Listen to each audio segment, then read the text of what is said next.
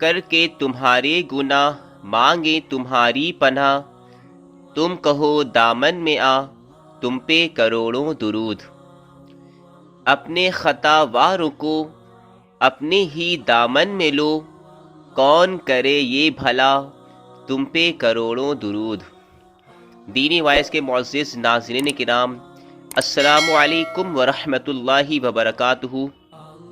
پیارے اسلامی بھائیوں، اللہ رب العزت نے قرآن شریف پارہ نمبر 27 سورہ الحدید آیت نمبر 16 میں ارشاد فرمایا ہے، أَلَمْ يَعْنِ لِلَّذِينَ آمَنُوا أَن تَخْشَعَ قُلُوبُهُمْ لِذِكْرِ اللَّهِ۔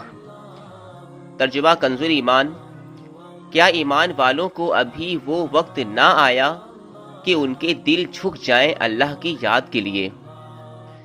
سامعین کرام، حکایات الصالحین میں ایک بہت ہی عبرتناک واقعہ منقول ہے۔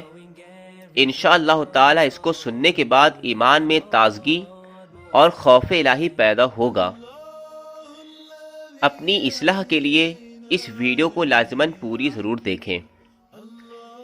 سامعین کرام، شہر بغداد میں ایک نیک شخص کے گھر کی دیوار اچانک گر گئی۔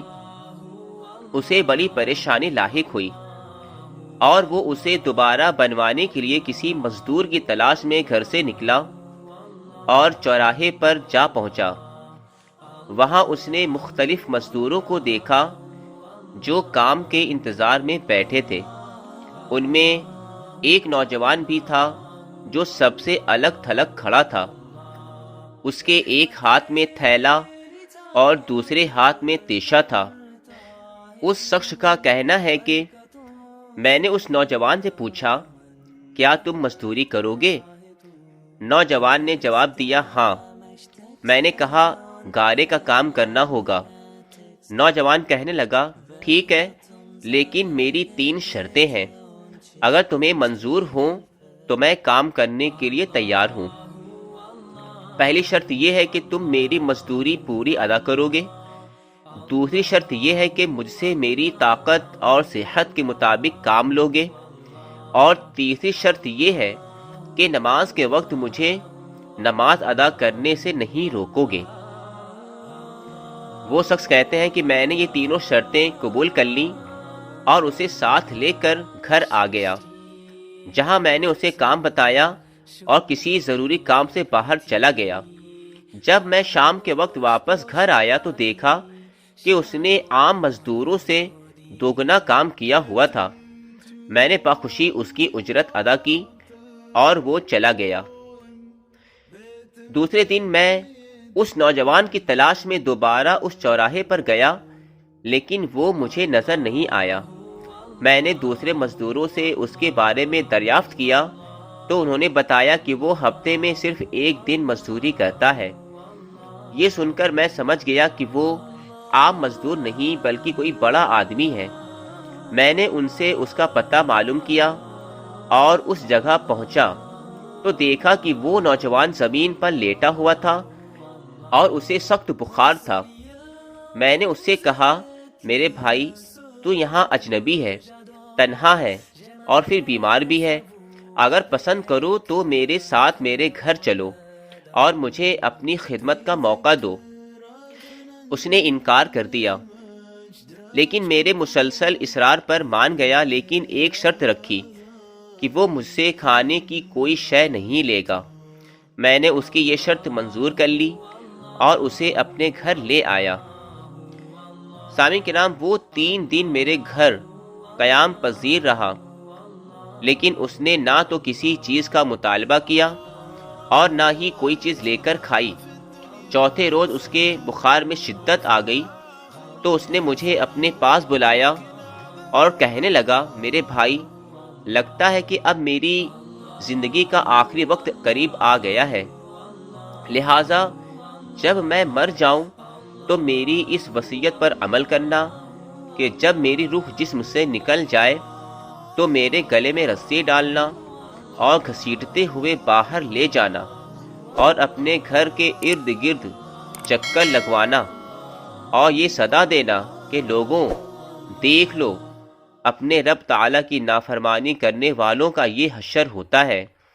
شاید اس طرح میرا رب جل جلالہ مجھے معاف کر دے، جب تم مجھے غسل دے چکو تو مجھے انہی کپڑوں میں دفن کر دینا، پھر بغداد میں خلیفہ ہارون رشید کے پاس جانا اور یہ قرآن مجید اور انگوٹھی انہیں دینا، اور میرا یہ پیغام بھی دینا کہ اللہ جل جلالہ سے ڈرو، کہیں ایسا نہ ہو کہ غفلت اور نشے کی حالت میں موت آ جائے اور بعد میں پچھتانا پڑے، لیکن پھر اس سے کچھ حاصل نہ ہوگا۔ وہ نوجوان مجھے یہ وصیت کرنے کے بعد انتقال کر گیا۔ میں اس کی موت کے بعد کافی دیر تک آنسو بہاتا رہا اور غمزدہ رہا۔ پھر نہ چاہتے ہوئے بھی میں نے اس کی وصیت پوری کرنے کے لیے ایک رسی لی اور اس کی گردن پر ڈالنے کا قصد کیا تو کمرے کے ایک کونے سے ندا آئی کہ اس کے گلے میں رسی مت ڈالنا۔ کیا اللہ عز و جل کے اولیاء سے ایسا سلوک کیا جاتا ہے؟ یہ آواز سن کر میرے بدن پر کپ کپی طاری ہو گئی۔ یہ سننے کے بعد میں نے اس کے پاؤں کو بوسہ دیا اور اس کے کفن و دفن کا انتظام کرنے چلا گیا۔ اس کی تدفین سے فارغ ہونے کے بعد میں اس کا قرآن پاک اور انگوٹھی لے کر خلیفہ کے محل کی جانب روانہ ہو گیا۔ وہاں جا کر میں نے اس نوجوان کا واقعہ ایک کاغذ پر لکھا اور محل کے داروغہ سے اس سلسلے میں بات کرنا چاہی تو اس نے مجھے جھڑک دیا اور اندر جانے کی اجازت دینے کی بجائے اپنے پاس بٹھا لیا۔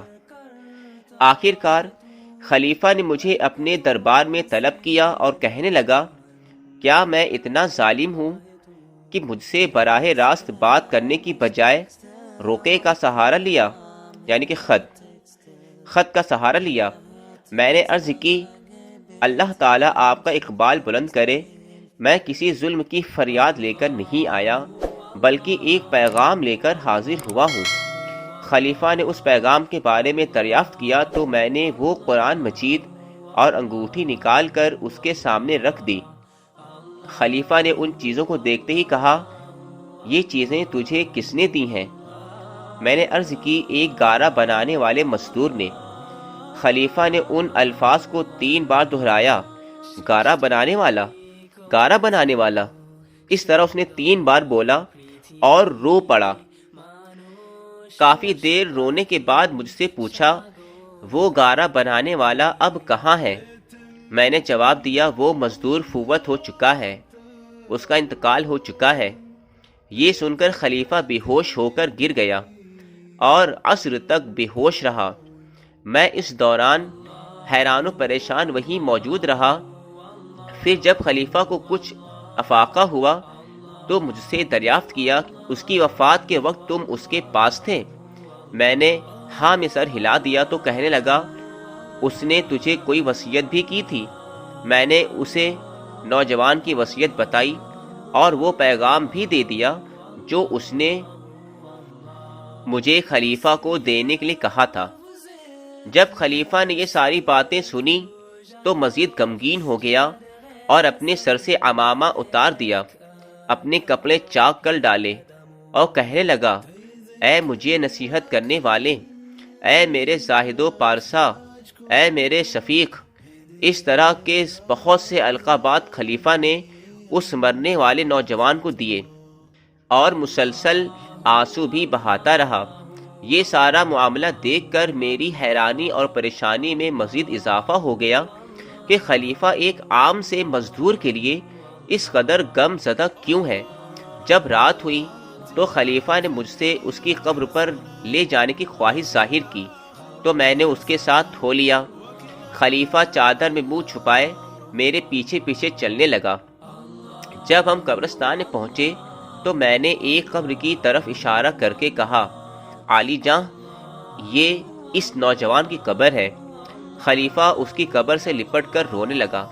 پھر کچھ دیر رونے کے بعد اس کی قبر کے سرہانے کھڑا ہو گیا اور مجھ سے کہنے لگا، جانتے ہو یہ نوجوان میرا بیٹا تھا، میری آنکھوں کی ٹھنڈک اور میرے جگر کا ٹکڑا تھا۔ ایک دن یہ رقص و سرور کی محفل میں گم تھا کہ مکتب میں کسی بچے نے یہ آیت کریمہ تلاوت کی، الم یعن للذین آمنوا ان تخشع قلوبہم لذکر اللہ، ترجمہ کنز ایمان، کیا ایمان والوں کو ابھی وہ وقت نہ آیا کہ ان کے دل جھک جائیں اللہ کی یاد کے لیے؟